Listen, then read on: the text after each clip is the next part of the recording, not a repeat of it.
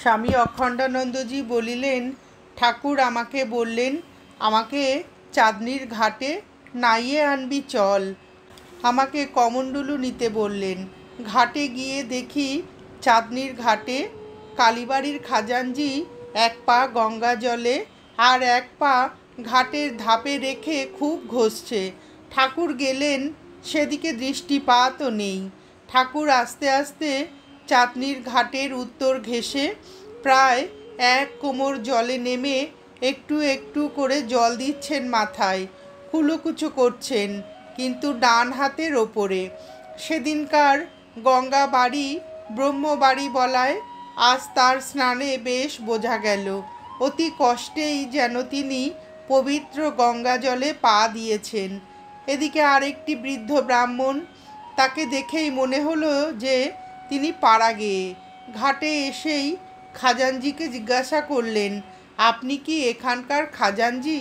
খাজানজি যখন বললে হ্যাঁ, তখন তিনি ধাপে বসে পুকুরে কত মাছ হয়, বাগানে ফলমূল যা হয় তা বিক্রি করে কত টাকা হয় ইত্যাদি কথা জিজ্ঞাসা করতে লাগলেন।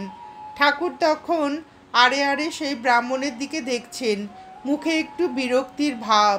স্নানের পর আবার ঠাকুরকে ঘরে নিয়ে এলাম, কাপড়ে গঙ্গা জল দিলাম, কাপড় পরলেন ও ঠাকুর প্রণামাদি করে প্রসাদী ফলমূল খেলেন। তারপর প্রসাদী ফলমূলাদি গ্রহণ করে বসে একটু তামাক খাচ্ছেন ঠাকুর। এমন সময় সেই গঙ্গার ঘাটের ব্রাহ্মণটি ঠাকুরের ঘরের কাছে এসে হাজির। বলছেন, এখানে হরিশ আছে, হরিশ কুণ্ডু? ঠাকুর উত্তর দেওয়া তো দূরের কথা, বললেন, হ্যাঁ গা, তুমি ব্রাহ্মণ, 3 কাল গিয়ে 1 কালে ঠেকেছে, তাতে আবার গঙ্গার তীর। এখানে এসেও তোমার ইষ্টদেব স্মরণ হচ্ছে না? তুমি কালীবাড়ির পুকুরে কত মাছ, বাগানে কত আম লিচু হয়, তা বেচে কত টাকা হয়, এই সব খোঁজ নিচ্ছ? ধিক তোমাকে।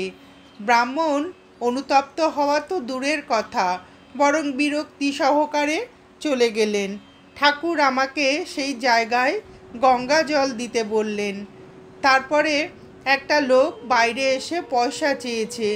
ঠাকুর আমাকে ডেকে তার ঘরের উত্তর পশ্চিম কোণের দিকের তাকের ওপর 4টি পয়সা দেখিয়ে বললেন, যা, এই পয়সা 4টি ওই লোকটাকে দিয়ে আয়। যখন পয়সা দিয়ে এসেছি তখন আমাকে বললেন, গঙ্গা জলে হাত ধো। আমি গঙ্গা জলের জ্বালা থেকে জল নিয়ে হাত ধুলাম। তখন ঠাকুর আমাকে কালীঘাটের মার পটের কাছে নিয়ে গিয়ে হরিবোল হরিবোল বলে অনেকক্ষণ আমাকে হাত ঝাড়ালেন, নিজেও হাত ঝাড়লেন। সে অনেকক্ষণ। তখন ঠাকুরের সেই ব্যাপারে পয়সা যে বৃষ্ঠার চেয়েও ঘৃণ্য, এটা যেন হৃদয় মধ্যে একেবারে চিরদিনের মতো ঢুকিয়ে দিলেন। তারপর 14 বছর ভ্রমণ করেছি, কোথাও পয়সা ছুঁইনি। এখনও টাকা পয়সার ওপরে যে ঘৃণা রয়েছে, তাও সেই ব্যাপারেরই ফল।